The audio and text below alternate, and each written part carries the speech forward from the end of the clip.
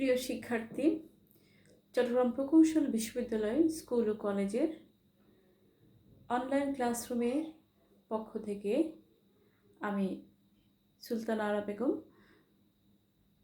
তোমাদের সাথে আছি। ক্লাসের শুরুতেই সবাইকে শুভেচ্ছা। আজকে আমি তোমাদের নতুন যে তোমাদের পাঠ্য বাংলা প্রথম সে বিষয়ে আলোচনা করব। আমরা গত ক্লাসে আলোচনা করেছিলাম বাংলা সাহিত্যের যুগবিভাগ, প্রাচীন যুগ, মধ্যযুগ। আজকে আমরা আধুনিক যুগটা একটু আলোচনা করে দেব এবং সেই সাথে তোমাদের গদ্যের পরিচিতিটা একটু দিয়ে দেব।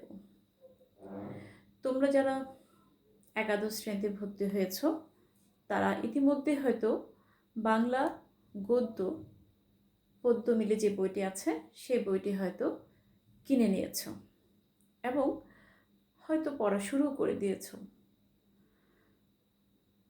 তোমরা যারা পড়া শুরু করে দিয়েছ তাদেরকে আমি আগাম অভিনন্দন জানাবো, এই কারণে যে পড়াগুলো যদি তোমাদের আগে থেকে পড়া হয়ে থাকে তো আমি যখন পড়াবো তখন তোমাদের বুঝতে এটা সুবিধা হবে।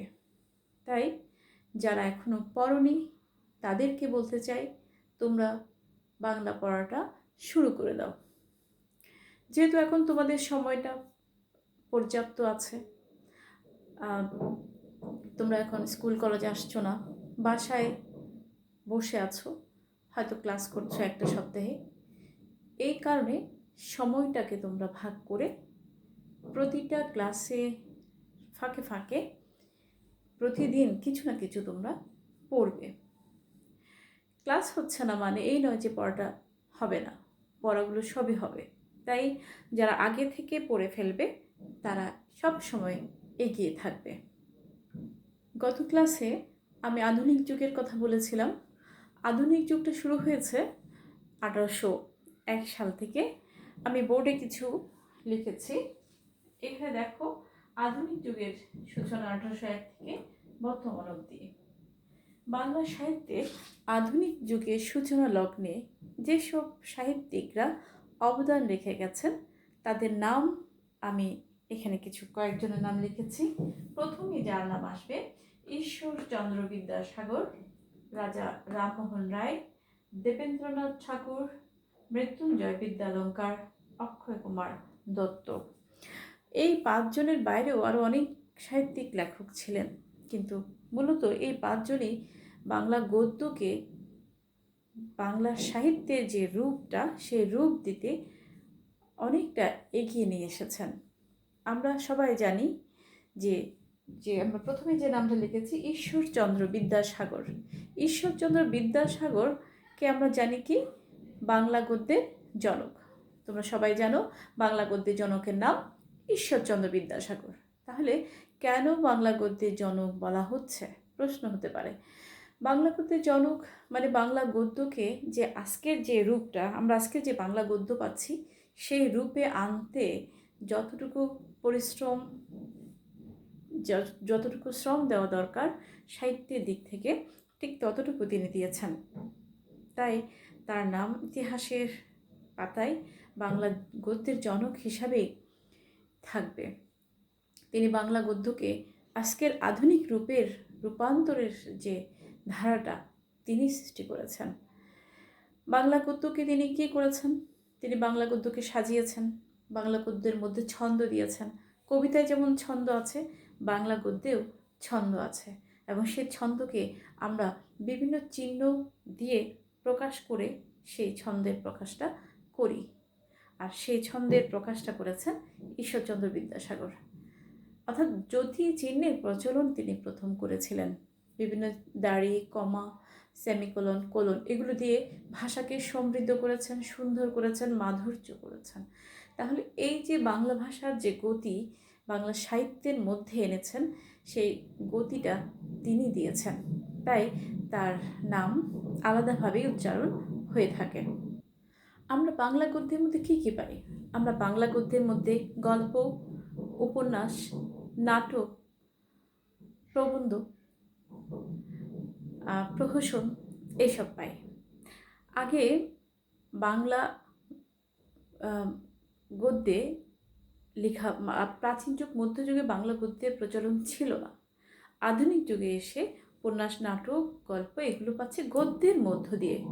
প্রবন্ধ লেখা হতো আগে কবিতায়, কবিতার মধ্য দিয়ে প্রবন্ধকে লেখা হতো, কিন্তু যখন বাংলা গদ্যের প্রচলন শুরু হয়ে যায় তখন থেকে প্রবন্ধটা গদ্যে লেখা শুরু হয়ে যায়। কবিতা, এমনকি কবিতাও বাংলা গদ্যে লেখা যায়।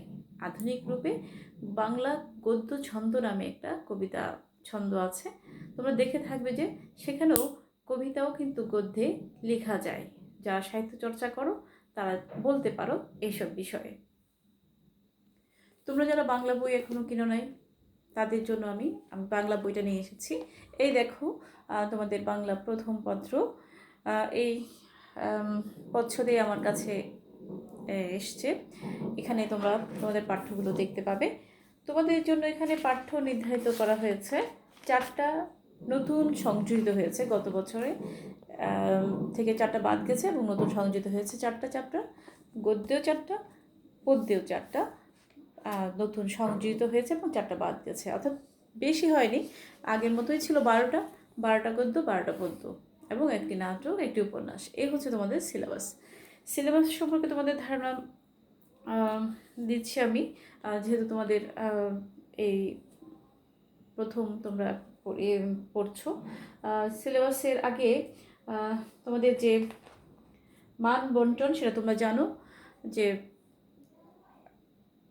এটা বাংলা প্রথম পত্র তোমাদের 100 মার্কসের, দ্বিতীয় পত্র 100, মোট 200 মার্কস। বাংলা তোমাদের বিষয়কোড হচ্ছে 101 এবং 102, বাংলা প্রথম পত্র 101। আর এখানে মান বন্টনে তোমরা দেখবে, আমি একটু লিখে দিচ্ছি, এখানে আমি তোমাদের মান বন্টনটা দেখিয়ে দিয়েছি। পূর্ণমান 100, 30 70 থাকবে তোমাদের সৃজনশীল এবং 30 থাকবে এমসিকিউ। এরপর সময় থাকবে 2 ঘন্টা 30 মিনিট হচ্ছে সৃজনশীলের জন্য, এরপর এমসিকিউর জন্য 30 মিনিট। সৃজনশীলে 60টি প্রশ্ন এবং এমসিকিউতে 30টি কোয়েশ্চেন থাকবে। গদ্যে 12টি চ্যাপ্টার থেকে 4টি চ্যাপ্টার কোয়েশ্চেন হবে, আর পদ্যে 12টি থেকে 3টি চ্যাপ্টারের কোয়েশ্চেন হবে। উপন্যাসে 2টি কোয়েশ্চেন থাকবে, নাটকেও 2টি, মোট 11টি সৃজনশীল প্রশ্ন থাকবে। আর এখান থেকে তোমাদের 4টি থেকে 2টি লিখতে হবে, 3টি থেকে 2টি, 2টি থেকে 1টি, 2টি থেকে 1টি, অর্থাৎ এখান থেকে 4 5 6টি এবং সম্পূর্ণ গদ্য পদ্য উপন্যাস নাটক থেকে যে কোনো একটি, মোট 60টি প্রশ্নের আনসার দিতে হবে। তোমরা এগুলো এসএসসিতে পরীক্ষা দিয়ে আসছো, তাই তোমাদের এগুলো বুঝতে সুবিধা হবে এবং তোমরা একই রকমভাবে পরীক্ষা দেবে। আর বাংলা দ্বিতীয় পত্রে তোমরা এসএসসিতে তোমরা এমসিকিউ দিয়েছ, এখানে এমসিকিউ থাকবে না, লিখিতই হবে। এটা আমরা যখন দ্বিতীয় বর্ষে যাব তখন সেগুলো তোমাদেরকে বিস্তারিতভাবে বলবো, এখন দরকার নেই। শুধু প্রথম পত্র নিয়েই তোমরা এখন চিন্তা করো এবং প্রথম পত্রের বিষয়গুলো একটু দেখো। এখানে যেহেতু 12টি, তোমরা কিন্তু জানো যে তোমরা এসএসসিতে 15টি পড়েছো, বিশাল সিলেবাস ছিল, 15টি গদ্য, 15টি পদ্য, নাটক এবং উপন্যাস, মোট প্রায় 32টির মতো চ্যাপ্টার তোমরা পড়ে এসছো। সেই জায়গায় তোমাদের এখানে পড়তে হবে 24, 25, 26টি, অর্থাৎ 26টি চ্যাপ্টারের উপর, অর্থাৎ 12 24টি চ্যাপ্টারের উপর তোমাদের মোট প্রশ্ন হবে বাংলা গদ্য এবং পদ্যে। তাই তোমাদের সিলেবাস আসলে সংক্ষিপ্তই বলা চলে। এসএসসি থেকে এসএসসি 9, 10-এ তোমরা 2 বছর যে সিলেবাস দিয়েছো সেই অনুসারে বাংলা প্রথম পত্র অনেকটা সংক্ষিপ্ত আকারে তোমাদের জন্য এখানে প্রকাশ করা হয়েছে। এবার তোমাদের যে গদ্যে যে সিলেবাসটা আছে সেটা আমি একটু আলোচনা করে দিচ্ছি। প্রথমে তোমাদের যে চ্যাপ্টারটি পড়ানো হবে, বাংলার নব্য লেখকদের প্রতি নিবেদন।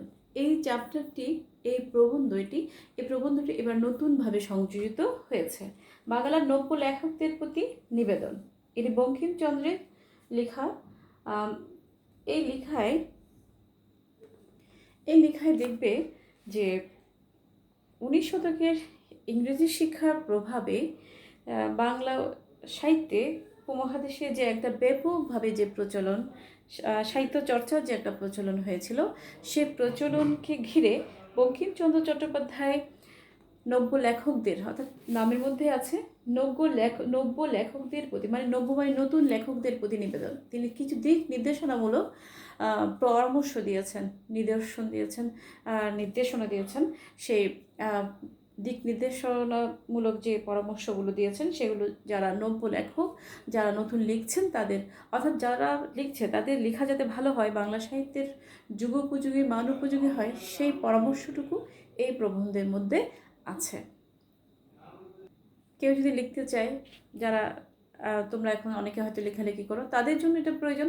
তুমি কি হতে চাও, কি লিখতে চাও, কিভাবে তুমি লিখবে, সে লেখার যে পরামর্শটুকু সেটা বঙ্কিমচন্দ্র খুব সুন্দরভাবে কিছু পয়েন্টস আকারে দিয়ে দিয়েছেন এই প্রবন্ধে। আমাদের পরবর্তী পাঠ্য যেটি অপরিচিতা, রবীন্দ্রনাথ ঠাকুরের একটি সাধারণ একটি ছোট গল্প। এই অপরিচিতা এটা আগেও ছিল। এই গল্পে আমরা যে বিষয়টি দেখতে পাই, তোমরা যারা পড়েছো তারা হয়তো বুঝতে পেরেছো। এখানে নারীর জাগরণ, অর্থাৎ রবীন্দ্রনাথের এর আগের গল্পগুলোতে আমরা অন্য বিষয় নিয়ে দেখি, যেমন নারীদের যে অবহেলা, অবজ্ঞার শিকার, কিন্তু এই গল্পের মধ্যে যেটা আছে সেটা হচ্ছে নারীদের উত্তরণ, জাগরণ, নারীর যে ভূমিকা সমাজে, দেশে যে নারীদের যে উত্তরণের যে চিত্রটি, সেটা তিনি এই গল্পে তুলে এনেছেন। নারীর স্বকীয়তার অর্জনের যে চিত্রটি এখানে অপরিচিতা নামে যে কল্যাণী যে নারী চরিত্রটি আছে, সেই চরিত্রের মধ্য দিয়ে তিনি ফুটিয়ে তোলার চেষ্টা করেছেন যে নারীরাও চাইলে অনেক কিছু পরিবর্তন করতে পারে। আর পাশাপাশি এখানে আরও বিষয় এসছে যে যৌতুক প্রথা, পণ প্রথার যে বিভীষিকাময় দিক, সেই দিকগুলোও কিন্তু এখানে আলোচিত হয়েছে। তাই রবীন্দ্রনাথের এই অসাধারণ ছোট গল্পটি তোমরা একটু পড়ে ফেলবে, এরপর আমরা যখন পড়াবো তখন তোমাদের এটা বুঝতে অনেক সুবিধা হবে। পরবর্তী চ্যাপ্টার হচ্ছে বিলাসী। বিলাসী চ্যাপ্টারটি তোমাদের জন্য নতুন, এর আগে এটা ছিল, অনেক আগে ছিল, মাঝখানে বাদ দেওয়া হয়েছে, আবার সংযোজিত হয়েছে। বিলাসী এটাও একটি ছোট গল্প শরৎচন্দ্র চট্টোপাধ্যায়ের।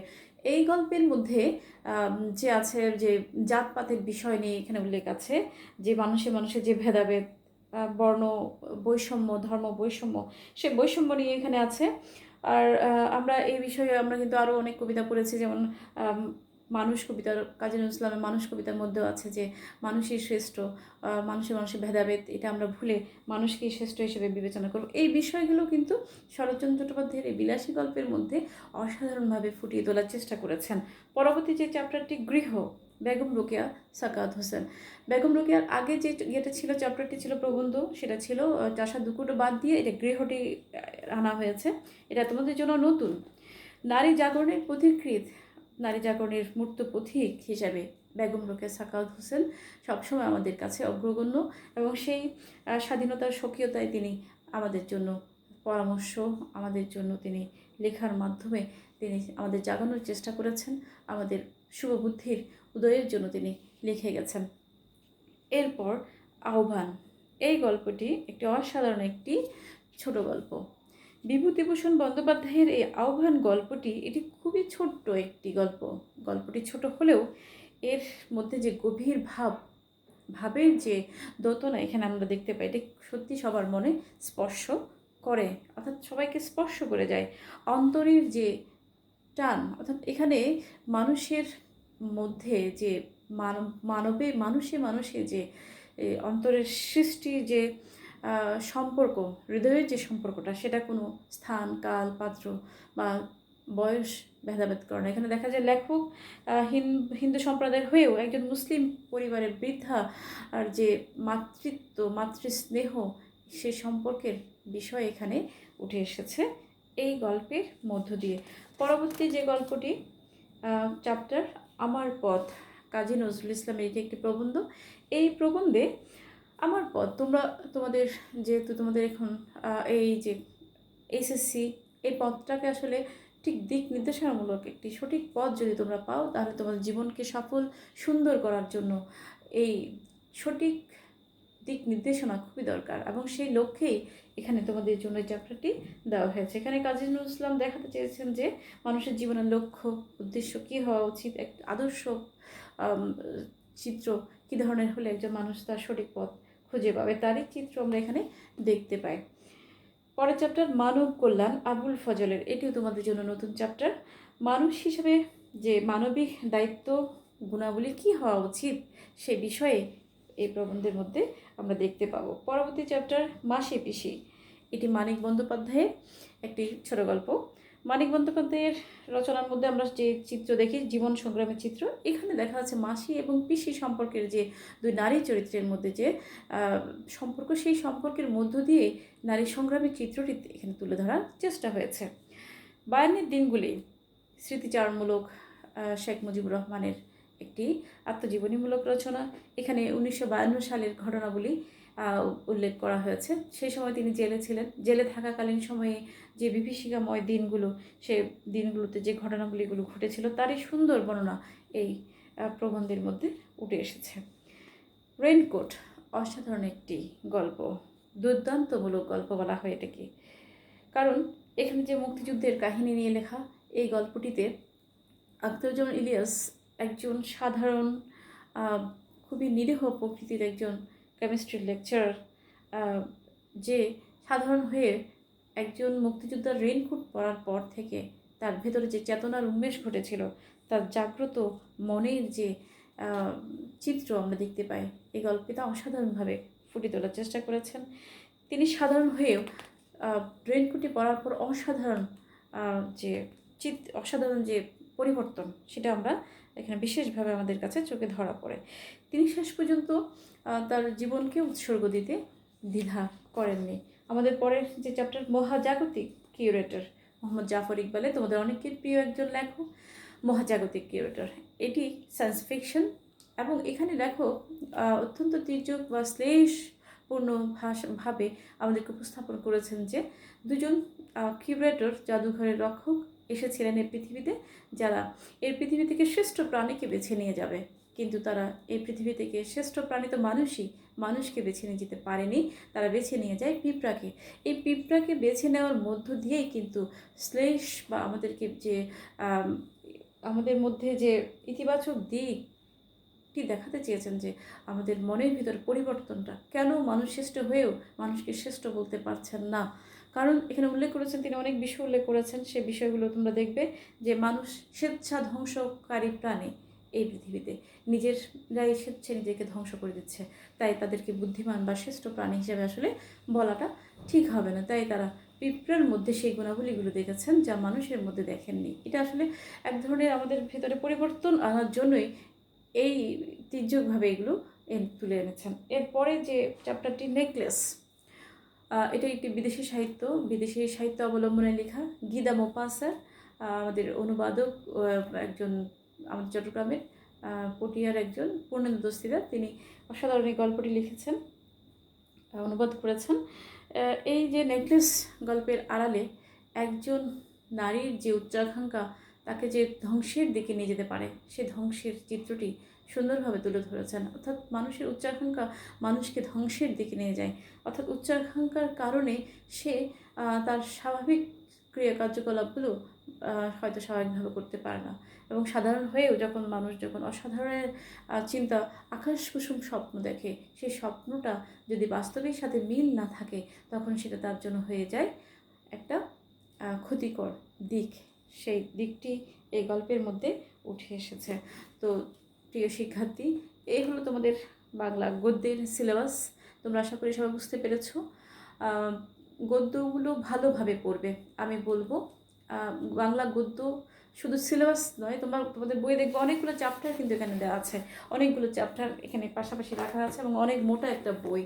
এখানে এগুলো এমনিতেই তোমাদের জন্য কিন্তু দেওয়া হয়নি। তোমরা সবাই সিলেবাসগুলো তো পড়বেই, এর বাইরে যেগুলো আছে সেগুলো পড়ার চেষ্টা করবে, কারণ ওখান থেকে তুমি জ্ঞান আহরণ করে তুমি পরবর্তী সময়ে সেগুলো প্রয়োগ করতে পারবে। অর্থাৎ সাহিত্যটা এমন জিনিস যে তুমি শুধু নির্দিষ্ট পরিমাপে লিখলেই হবে না, নির্দিষ্ট পরিমাপে তোমাকে জানলেই হবে না, ব্যাপকতা অনেক, তাই তোমাদের সবাইকে পড়তে হবে। তো সবাই ভালো থাকবে, সবাইকে শুভেচ্ছা।